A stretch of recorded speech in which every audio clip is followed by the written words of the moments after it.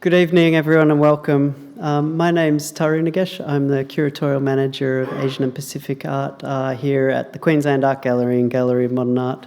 I'd like to first begin by acknowledging the traditional custodians of the land on which we meet, lands where I live and work, and lands I benefit from. In particular, the Turrbal and Jagera people. Pay my respects to their elders, past, present and emerging. I'd like to recognise these are lands where sovereignty has never been ceded, and recognise the contribution of First Nations people to our culture and communities. Welcome to a very special Perspectives Asia tonight. For those of you that aren't regular visitors, Perspectives Asia is a collaboration which has been going on for more than 15 years between Quagoma's Australian Centre of Asia Pacific Art and Griffith University's Griffith Asia Institute.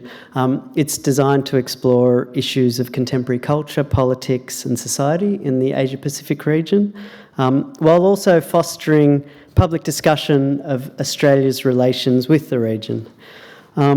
Special thanks, as always, to our collaborators, Ian Hall, Acting Director of Griffith Asia Institute, Megan Thorley also for making this event possible tonight. And it's a very warm pleasure for me to welcome our special guest tonight, artist Lee Mingwei. He was born in Taiwan. He studied at California College of the Arts before receiving an MFA from Yale University. For more than 2 decades, Lee Mingwei has exhibited widely around the world and is currently based between Paris and New York. There are few artists really that have, and indeed few artworks that have such a special relationship to us here at Quagoma, the visitors to its surrounding environment. As many of you probably know, as you pass by the lovely body tree at the front of the building tonight, a tree that Mingwei was very much responsible for bringing here quite a number of years ago now. For this project, the Body Tree Project, Mingwei spent several years in consultation with a temple in Sri Lanka, home to one of the few descendants of the original Bodhi tree under which Siddhartha Gautama achieved enlightenment and became the Buddha in Bodh Gaya around 2,500 years ago. The project brought a very, very small sapling, only a few feet high, to be planted in the front of Goma, and has since grown to the enormous healthy tree it is today, interred with all this history and cultural and spiritual meaning. There's just a couple of weeks a year where it loses its colour and all of its leaves, and this happened about 4 days ago. And I just realised this morning I had to explain that to Mingwei. Luckily, of course, he pointed out the new growth, which just kind of ties a nice package around the story.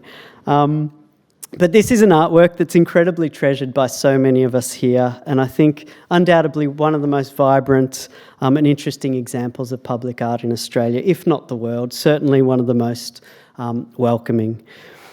Each year, venerables from the Chung Tien Temple, just outside of Brisbane, perform a blessing for the tree as part of Buddha's birthday celebrations that I know many of you have been at as well.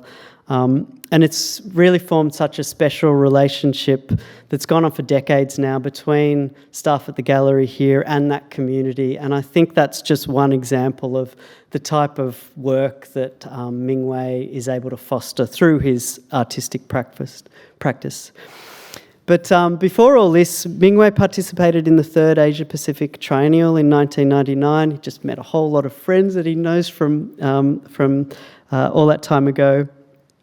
And presented a project inspired by Buddhist ritual and language titled Writing the Unspoken, which is also a unique and very touching participatory project that I know many of you would have visited as well in the many exhibitions we've shown it in since. Mingwei's also performed his enthralling Guernica in Sand at Goma in 2008, a work of true global renown. I think it's also safe to say Mingwei has quite a special relationship with Australia as well. shown at the MCA at Art Gallery of South Australia, NGV, has exhibited in the Biennale of Sydney twice, and he's currently developing a major new commission for Sydney Modern, which I think is just about finished. One of a very small number of artists to be approached for new commissions for the new building in Sydney that I know we're all very looking forward to seeing. Mingwei's also included in Goma's major summer exhibition titled Air, which opens this weekend. And so we're very, very lucky to have wrangled a spot in his schedule for Mingwei to join us here tonight. So I'd like to extend a very warm welcome back to Brisbane. Thank you for being so generous in fitting us in, particularly in the midst of a major new installation that we're all looking forward to seeing. Tonight, Lee Mingwei is going to share 4 stories of his works that explore issues of trust, intimacy and self-awareness. There'll be some time for questions at the end, so do please formulate them as you go. It's my great pleasure to hand over to Lee Mingwei.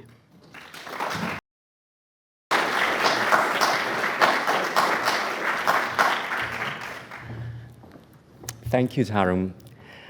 I was just thinking, walking from the hotel over here along the river, there's just so many memory here, and I really owe a lot to Australia, and particularly to Quack, because it was 1999 that Suhanya, Rana, Robin, and all these wonderful people who invited me to come and do the biennial here. And that really, really started my relationship with Australia until today, and continue hopefully more to come. So what I'm going to do with you and for you for the next 35 minutes is to share with you 4 stories. Well, my friend this morning, he told me, Mingwei, we only have 3 projects in your slides, but you say 4 stories. I said, oh, okay, so let me add a little video into it. So what we're gonna do is I'll show you 3 projects first. We'll listen to music, we'll have a Q&A, and then we'll conclude with the most recent project I just did in London, okay? So the first project is called the Mending Project. It's a very simple project. When you come to the gallery, myself and other volunteers, but there's always one person in the gallery with needle and thread, ready for anybody to arrive to the gallery to bring something for us to repair, okay? So most of us don't walk around with torn piece of clothing. So you could bring something for us to repair. On the other hand, we also will do the embellishment for you while you sit in front of us. So when we do this, people started to tell us the most intimate story. It is absolutely beautiful when we kind of spiritually and aesthetically weaving and woven these story into the clothes that these people brought for us. As you can see, I'm not a very good mender, so that's the mending I've done right there.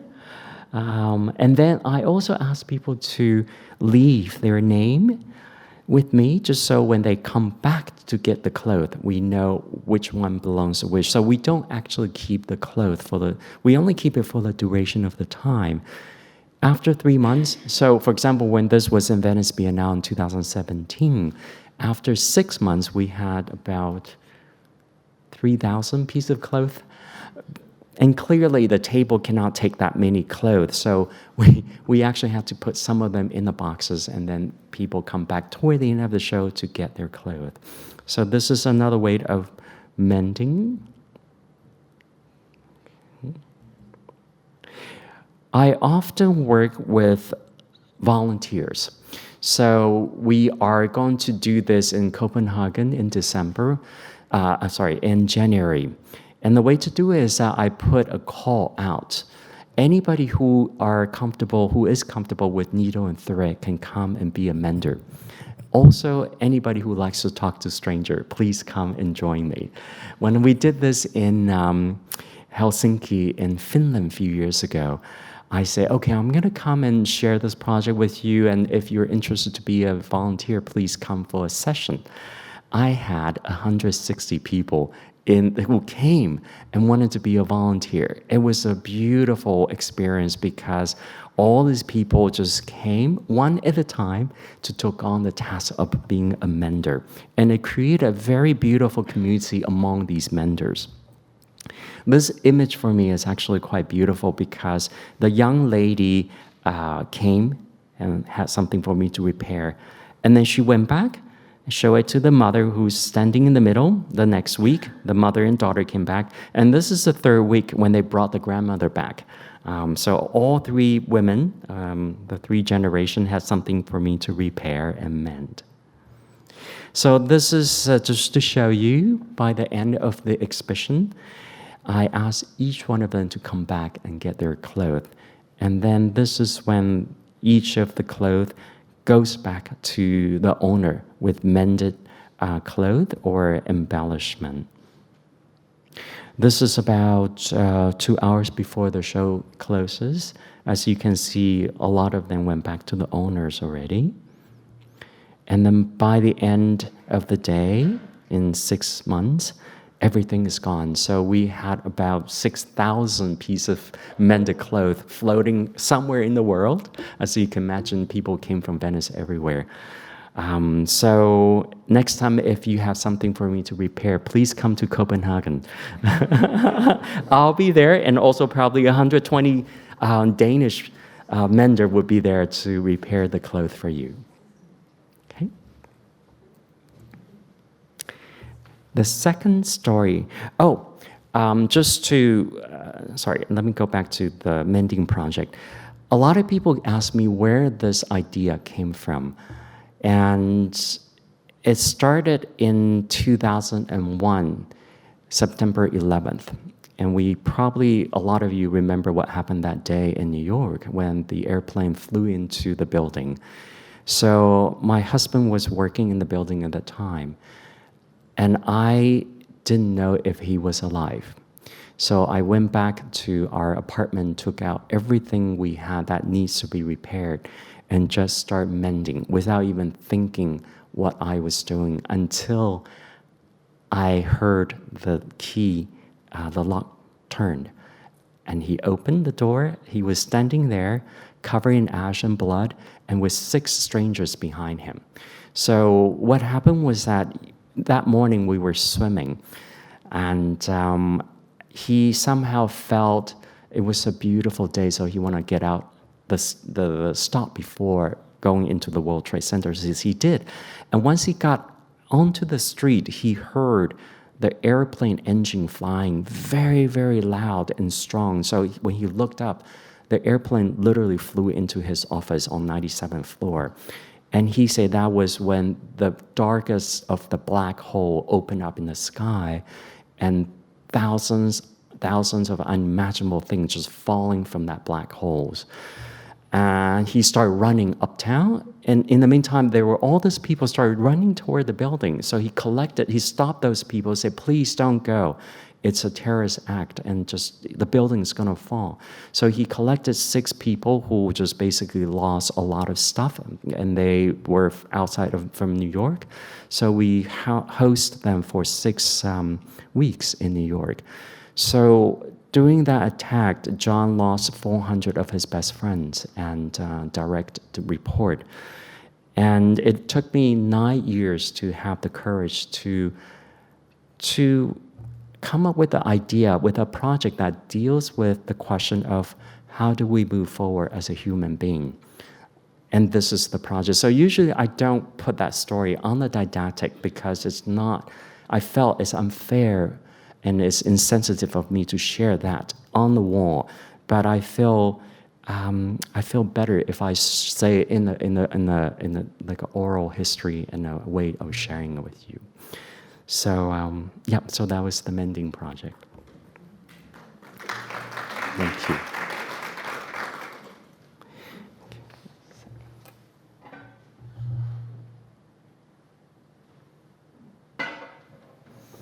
Okay, Guernica and sand. This is one of the most iconic Western painting in the world, at least for me. And unfortunately, it's about war again. Okay, this is 1936 when Guernica was bombed, and this was the first time in human history a whole civilian population was destroyed and killed in an air raid. So when I was doing my survey show in Gopiasbao, 2020, yes, the atrium. This building is actually quite fascinating because when there was East and West Berlin, the Gopiasbao building was actually divided in half. So there was a kind of a wall running through the atrium, dividing the building into East and West. So to do this project in the middle of this wall, now it's an atrium, it actually has a big political significance. So this is a sand painting, as you see, and I want you to look at this. Where is the? Where is the? Okay, here. You see over here, there are some buckets, and it's unfinished over there, and it's purposely done that way. So for 3 months, this was kept like that as a sand painting, undisturbed sand painting, although with a part that is unfinished. So on May 3rd, I think it was May 3rd, that in doing that exhibition, in the morning, I walked down onto the sand painting to finish that very last part over here. And this is the signal to any of the audience that he or she can walk onto the sand painting. So you can just imagine, the dynamic of the person who's creating that piece and the person who's also creating her piece. She or he can stand, walk on the sand painting as long as her choice, and then the next person takes on. It's like the bombing of Guernica. It's just waves and waves of creation, destruction at the same time, while hundreds of people watching this particular event between myself and the person who is walking. So this continues for about 8 hours.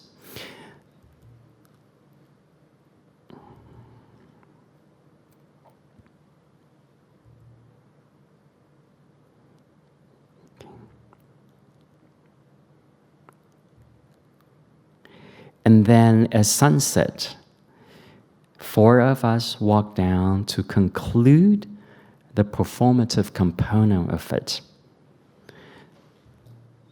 by brushing the sand to the middle.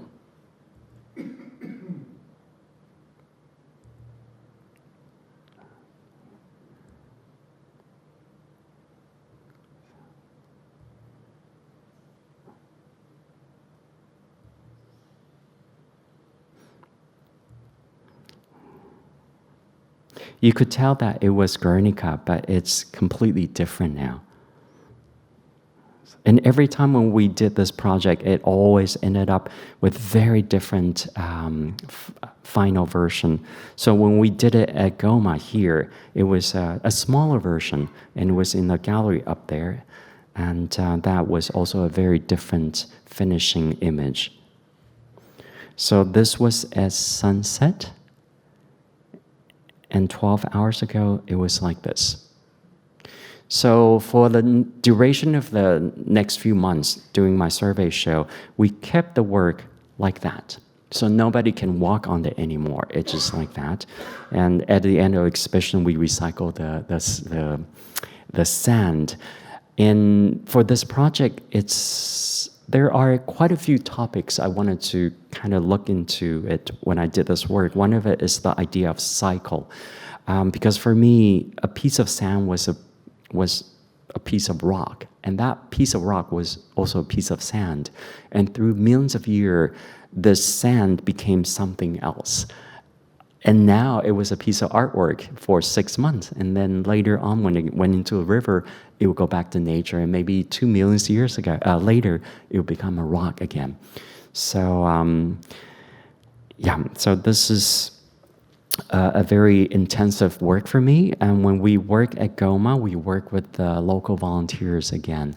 So at Berlin, this was a very large piece, much bigger than the original. We spent about altogether 3,200 hours to create this piece. And you could just imagine when the first person walked onto it, I actually could hear people sobbing. And then there were also times when someone would be tossing it or playing like on a beach, yeah? And someone in the audience would just say, "Stop doing that." So it's a very emotional piece for people that everyone interacted differently. And there is no really right or wrong way of doing these things. It just kind of reflects who you are and where you are personally and emotionally. Yes. So after this performance, Indian lady came up to me and she says she's a classical Indian dancer. And for her, this piece really represents Shiva for her, which is for her about destruction, embodiment of destruction and creation in the same incident. Okay. Sonic Blossom, the third story.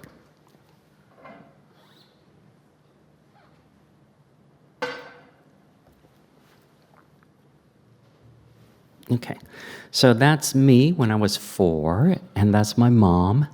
I didn't look very happy because that was my first day of going to school in the kindergarten. And mom knew about it, so she made everything I was wearing and just told me, say, if you ever think of mom, just imagining mom is hugging you, because I was wearing her hat and the clothes that she's wearing.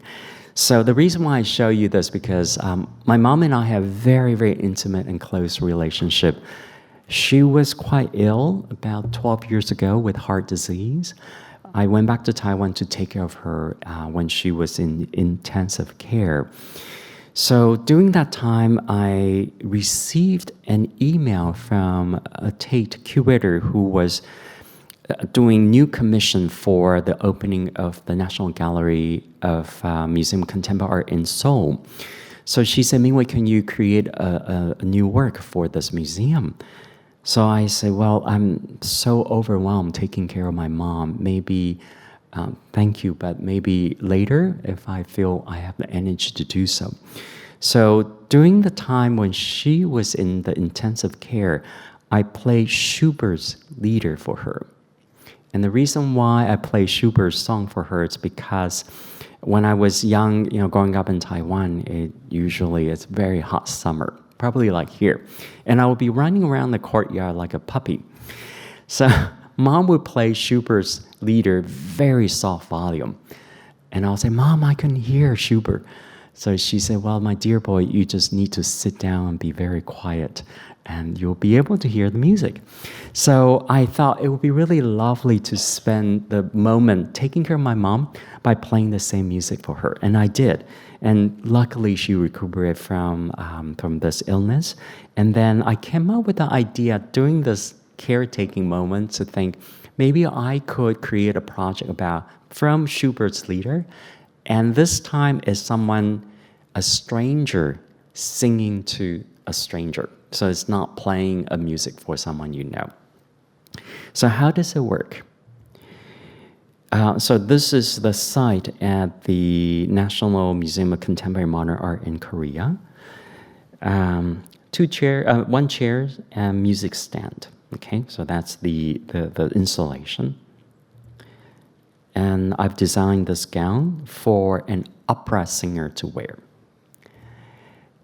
Each day for every 2 hours, an opera singer will wear this gown, walk very slowly in the gallery, meandering like a king and the queen. And she might come up to you and say, may I give you a gift of song? So this young man said, yes, of course, I would love to. And she invited him back. She turned around and sang a Schubert lied just for him. It takes about 3 minutes to finish a lied, and each of the singer at least prepare 5 different lied, and it depends on their moment of encounter, and then they'll say, okay, I'm going to sing this lied for this person. So human voice travel very, very far and very fast. Within just 30 seconds, everyone ran toward that corridor to witness this beautiful moment, an intense moment of exchange between 2 strangers.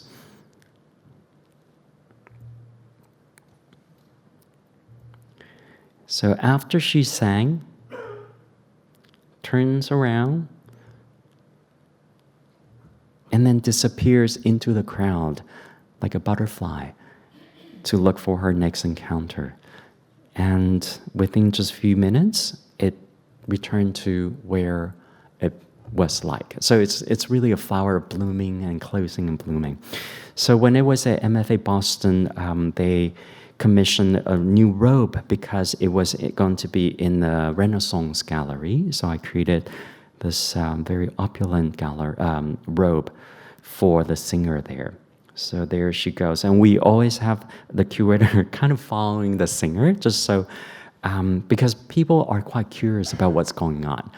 And we just want the singer to feel safe to be able to give this gift. So the singer in this picture, she found a young lady in the green room, in the Rembrandt room. And Bebe, the singer, invited her to come to be the receiver. And Bebe noticed that her shoelace was off. So she bent down, tied it before she sang it to her. Because for Bebe, every gesture for this young lady, this young woman, is a gift, even tying her shoes.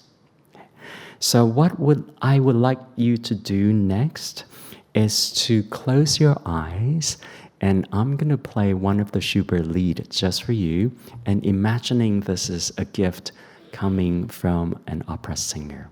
Okay, please.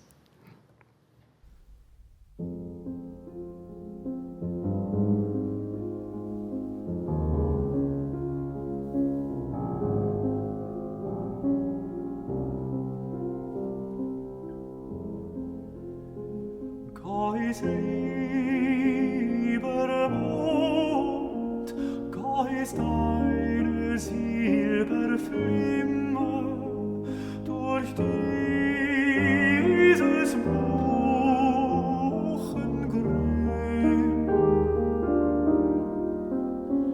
wo Fantasien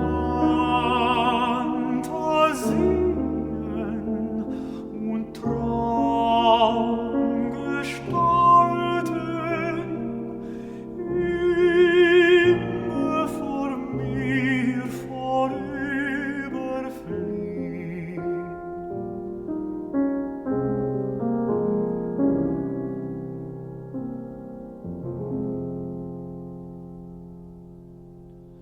Enthülle dich, dass ich die Stätte finde, wo oft mein Mädchen saß und oft im Wind des Buchbaums und der Linde der goldenen Stadt vergaß.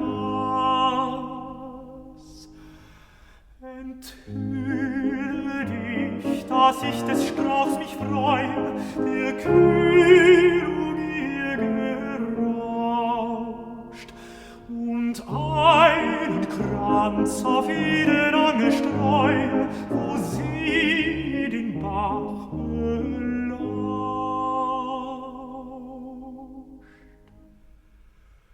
Dann, lieber Mond, dann nimm den Schleier wieder und trauer um deinen Freund.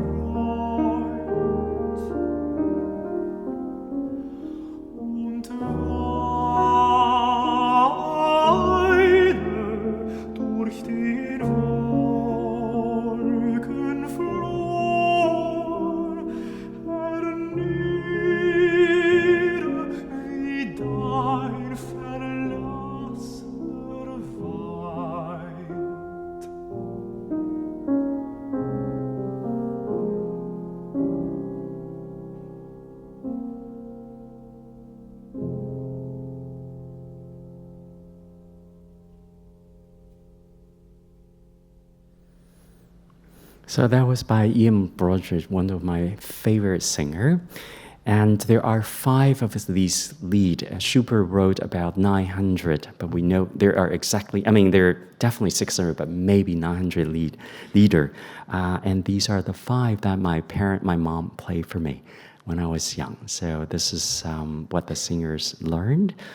And you might think that everybody wanted to receive a song like this, but actually it's not true, because when I did this project in East Asian museums in Tokyo, Taipei, and Beijing, and Seoul, out of all these different invitations, only one person says, oh, no, I can't receive this gift, okay? And then in the West, when it was at Pompidou, at the Met, at Boston, every day there's about 50% of people says no to the invitation. And I really believe it's because, us East Asians do not know how to say no, even though we don't want it, but we're just like, yes. The funniest one, actually, I have to say, is that so this young singer went up to an elder person, and she said, may I give you a gift of song? She goes, oh, no, but where's the toilet? and the singer was very graceful. She goes, over there. It's really great how people interact with this kind of work. And there's really no right or wrong, because at that moment, that person needs to do something else. And we're not always ready to receive gifts, even though it could be a very, very beautiful experience. I remember a beautiful story. This happens all the time when Sonic Blossom is on. There's always very, very powerful stories that just shock me to the core. For example, when it was at the Met, the project, the chair and the music stand was situated in the Great Buddha Room in the East Asian collection. So they have these 2 gigantic Tang Dynasty stone statue of the Buddha in the Great Buddha Room. So the singer was inviting people, and people often do cry, and which is not unusual. She also noticed that an elderly lady sitting very far away in the corner, facing her back toward the singer, just looking away for the longest time. So she thought, okay, I'm going to invite her to be the receiver of my last song. She went up to her and said, may I give you a gift song? So this lady say, well, yes, but this is going to be very difficult for both you and me. So she sat down, and the singer was kind of prepared. So she started singing, and the lady started crying.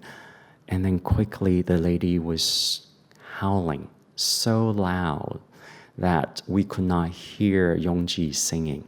And the guards or the invigilators started running toward the gallery thinking someone got hurt. So the singer continued singing for 2.5 minutes, finished her lead, went up to her and hugged this lady and said, I'm so sorry that this has been so awful for you.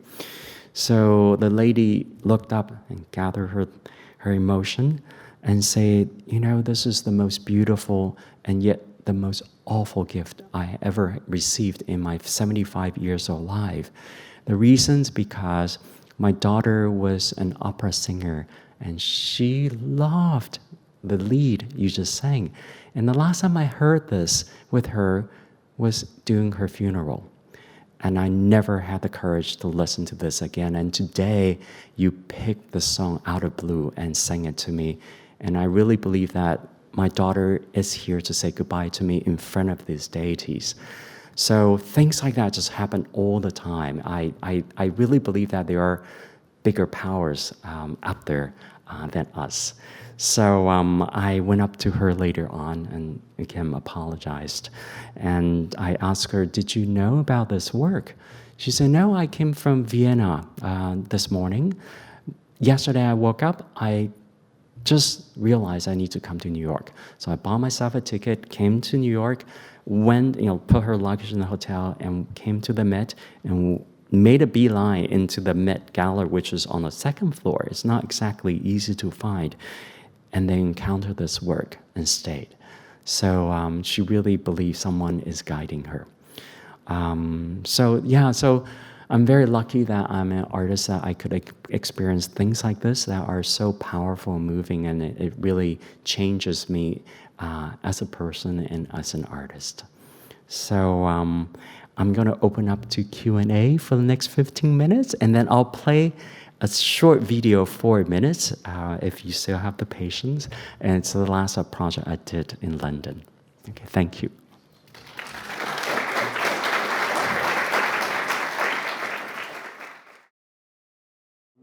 So we've got a few minutes for questions, so I'd like to open it up and welcome anyone with a question. I'll have to start. Yes, that's all right. you, I was Darren. prepared. I was just thinking, and you just use this term, this a powerful moment of exchange, intense moment of exchange, and I mean the idea of a gift or of healing. I mean they're kind of deeply personal kind of interactions. I mean, what brought you to working on projects like this? It seems that there is that. I mean, deeply kind of emotive interest in all of the works. How did this interest come about? How did you find it? I think they found me. I didn't find them. I actually started in biology, and after 4 years. So during biology, I took a lot of psychology and sociology class. So clearly, I'm still very interested in people. At the end of the 4 years, I told my parents, who wanted me to be a doctor. I said, it's not because my grades are bad. It's just whenever I see blood, I faint, and I don't think it's a good idea being a doctor, right? So, and they said, "What would you like to be?" I said, "I want to be an architect." So I was gonna say artist, but then I somehow felt it was, they'll say yes and understand because it's between art and science. So I was in architecture for a while. And then when I was doing that, I also was doing a lot of weaving, study ancient textile. And you kind of see all of that in here, the sort of architectonic elements. And someone asked me if I'm still a textile artist. I say, yes, deep down inside I still am, because I'm creating human connection, warp and weft, and creating a social net in that sense. So to answer your question, I think these projects or these stories came to me when I'm ready to receive them. And it's some of this, I probably, from my past 30 years, I probably created 30, 35 projects. And some of them are just not as interesting. And they often are the one who I just thought, it's almost like a homework. Okay, I need to do research and do this, and they came out to be quite dull. It's these other ones that just came to me in dreams, when I'm swimming, when I'm walking. It's just as if someone just say, "Hey, are you ready? Here are something for you to share."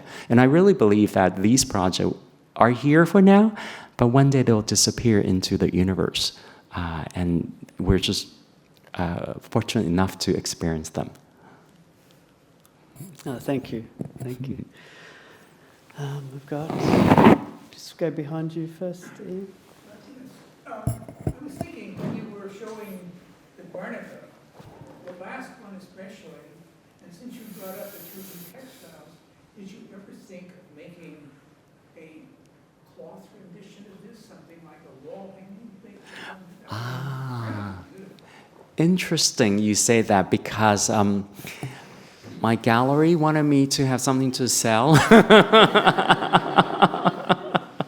And I always say they're very unfortunate to work with me because I'm commercially very unfriendly, as you can see. So someone came up with the idea of making a carpet of an enlarged portion of it. And it looked beautiful. And actually, it wasn't my idea. It was one of the gallery assistants came over with it, like, "Hi, Mingwei, we have these carpet maker in mainland China, and they could make very beautiful." And indeed, they are quite beautiful. And that is kind of a little extension of what that could be. And most of people, when they first encounter Guernica and sand, in real sand, they thought it was carpet. Most of people thought it was carpet. They didn't realize it was sand. Yeah, so it has that textile component to it. Yeah. Thank you. Ian, did you have? I do. I'm curious about the ongoing connection that you have deliberately as an artist with the work. So rather than putting it out and leaving it and letting others experience it, you're in there experiencing things with the audience. How does that affect you? But also, how does it affect the next work that you do? Does it undermine you? Does it energize you? How does that function? Okay, so Ian's question is, often these work involves me being a part of it or to kind of cater to it when it's on. And how do I feel about that? And does it affect my other work? It really affects me a lot, and it's by choice. I know a lot of my colleagues will just send a list of artwork and do this, and that's probably the majority of how artists work. For me, I felt if I did that, I'm missing a lot of fun. The best part of being an artist for me is to come, like what I'm doing now at Sydney Modern, or at the art gallery. So it's to come a few weeks, sometimes 1 month, and to work with the curator, with the local people, the volunteers. And we have the most fabulous conversation and meals and create the work together. When the show opens, I always stay for at least 2, 3, if not a week, to see how this work can tell me something. Because every time it's different, even though I've done mending project in different cities, but every time is so different because the community is different. And it gives me food for thought and also energy for my next project. And often within these conversations, the idea comes. So it's really a gift for me to work with the people. Yeah. Could you tell us a little bit about the project in Sydney? You said you've been working on it for quite a number of years. Okay, yes, because for the longest time, the press department keeps saying, Sorry. No. But the project already opened to the public as of yesterday. So I'll explain to you very quickly what that project is. And I truly invite you to come and experience that work physically, because from what I explained, it's only one tenth of what it could be for you. So this has to be 1999, the biennial. It goes all the way back here, the Asia Pacific Triennial. So Suhanya and Rana and Brown invited me to come and do the Asia Pacific Triennial in 1990. I just graduated in 98 and 97. So it was very new for me. And I landed in Sydney, went to the art gallery. Of course, you go to the art gallery. I encountered a great Buddha statue. I don't know if you've been to there and noticed there was a standing marble statue without the head and the hands. They were all kind of cut off in the entrance, well, sort of in the back. So at that time, I had an emotional and a psychological journey that I know I was going to embark on. So I asked spiritually the Buddha to be my protector and to be my guide, to guide me through this challenging terrain. And then when I reach the other shore, I will come back physically and return the spirit to the statue. Because in Buddhist practice, there is this thing called 许愿, which is what I just did, inviting spirit to come with me. And once you reach that point, you 还愿, which is you return the spirit. So anyway, so that would stay in me. And then when Maud asked me, literally sitting outside at the cafe, and say, have you ever thought about how your work could be a permanent and but also still be ephemeral?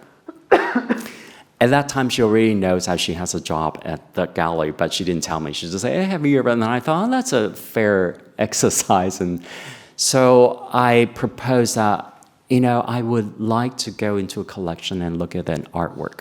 So when she and Michael Brand, when they decide to build the new building, which is now called, actually, it's not called the Sydney Modern. It's called the New Building. They say, Mingwei, propose a project. I say, okay, I'm going to go into your collection and look at the statues, the Buddhist statues, and see if they give me an idea. So I went in there. They're all beautiful statues from Gandhara, from Borobudur. And then when I selected these statues to be a part of my work, Melanie, your colleague there, wrote back and said, Mingwei, there's a provenance issue, and will you mind to come back and select another one? And I just thought, it doesn't make sense for me to come back and forth that way. Why don't I create a new statue? But that creates another problem, because in Buddhist practice, when a statue is newly created, it's only it's dark. It's an artwork. It's not a sacred object. So I went back to Taiwan and created a statue with Mr. Huang, bring it back to the gallery at the beginning of this year. It's this bronze statue. And the idea is that this statue would be housed in the Sydney Modern Building.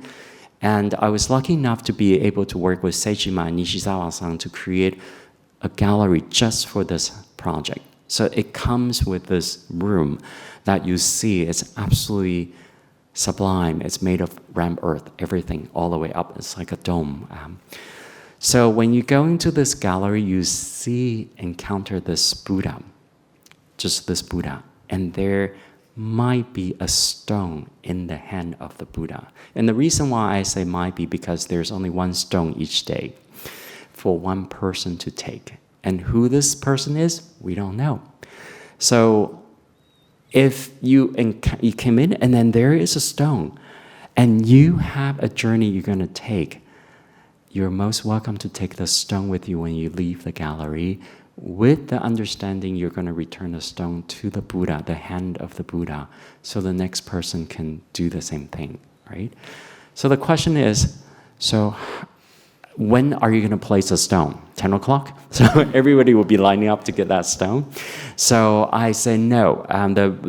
The time we're going to place a stone is the curator, Melanie, would decide. Only she knows when that day she will place a stone. So if you go slightly earlier, there's no stone in the hand of the Buddha. But it's okay. You can invite the spirit to come with you, like what I did. And somebody was asking, I know the next question is, what if there are two stones in the hand of the Buddha? Because somebody might return the stone when right after Melanie put it, right? And that bothered me quite a bit. So I asked a professor of mathematics in Princeton to do some calculation. So she spent a whole evening to do probability calculation. And she said after her after calculating, she realized the possibility of having two stones in the hand of the Buddha does exist in this universe, but it probably won't be realized in this earth, this state, and this space and time. So not to worry. So when you come to the gallery, be prepared, there's no stone, but if the fate calls for you to have that stone, and you also can bring it back to the Buddha when you reach the other shore, please bring it with you. And now we have 4,000 of these stones commissioned for the next 10 years. Sorry, that's a very long story to No, a thank you. beautiful I appreciate question. It. You heard it here first. Sounds like it was an exclusive. Do we have any other questions at all? Okay. No? If not, I will play. Oh, yeah, sorry. You have one. Sorry, it was. Okay, please. I appreciate in your artwork that you're having a dialectic, a conversation, so to speak, with the recipients of the artwork. I guess for you as an artist, where do you draw that balance between there are certain themes and things within your oeuvre, when permanence, transience, temporality that you're trying to talk about, and then letting the audience sort of respond and say something as well. Like, how do you sort of balance that as an artist? How do I balance between sort of my role in there and the audience roles in there and the stage I created for the audience? It's there's no formula to it. Each project is different, and even within each project, each site is different. That's why I need to be very sensitive to the response of the participant and then kind of fine-tuning it. And when the participant sees the artist is quite sensitive to their feeling and thinking, then they also respond in the kind way. And it's a very beautiful dance. So I've learned that very quickly, this kind of participatory work, because I know a lot of my colleagues are doing very political and powerful work out there. And often they have chosen these sites that are highly sort of volatile sites, right? But I often say I'm not courageous enough to do that. I need the golden cage of the gallery or the museum to protect the canary, because otherwise the canary might be eaten by the eagle and the pigeon out there. Meaning, for example, if I have the Sonic Blossom singers singing in a train station, the singer might feel very vulnerable and therefore not able to give that gift the way it is supposed to be. But within the gallery, at least there is a sort of self-chosen group of people who come to the museum for a certain purpose, and that diminishes the probability of this project getting hurt. Yeah, thank you. So I'm gonna just play for you for the 4 minutes video of the project I just did at Tate this summer, and I'll be around afterwards. So if you have any question, please just ask me. Don't be shy. Okay.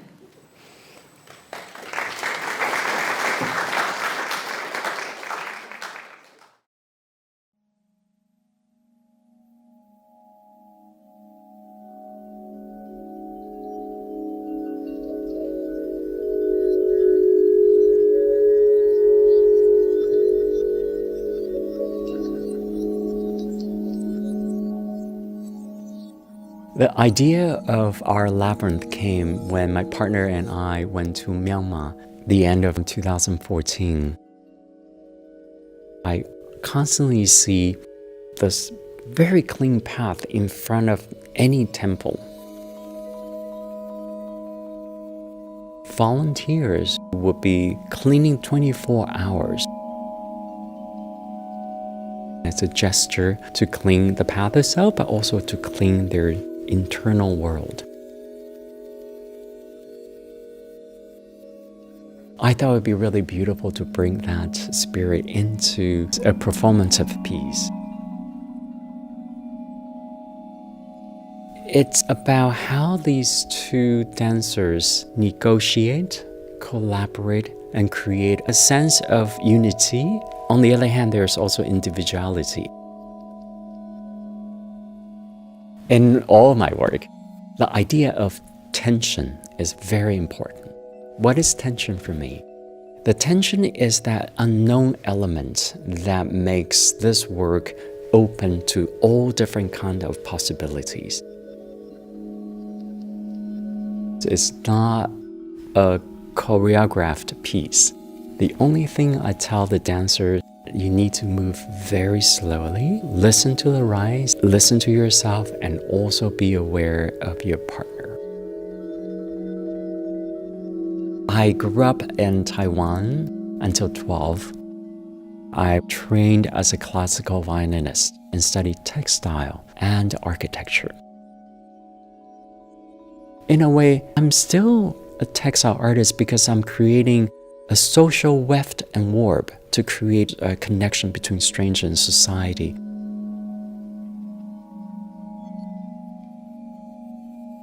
Our labyrinth is purely a performative piece. Whereas my other work, for example, Sonic Blossom, I work with opera singers and they encounter someone just randomly and say, May I give you a gift of song?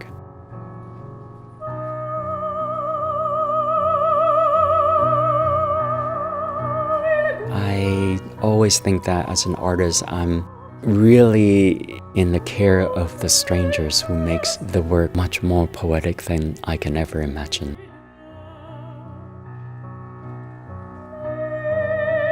When I open up to other people, these magical encounters become the complexity and the beauty of the work.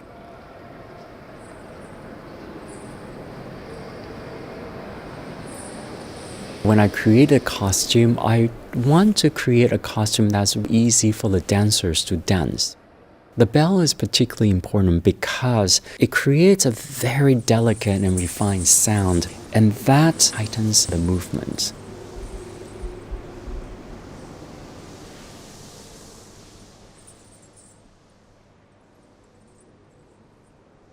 Rice, for me, being partly Aboriginal Taiwanese, is very sacred. So the dance that the dancers are creating is really a celebration of life. They're allowing you to enter their very intimate world, and that is an incredible, precious jewel because the pattern that you see, it's at that very moment a reflection of their interior world, and the pattern really acts like a mirror.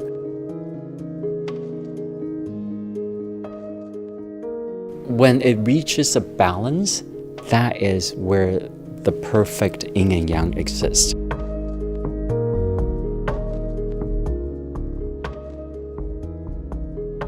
When you see or experience my works, it's not about particular culture. It's really about what is it to be a human being.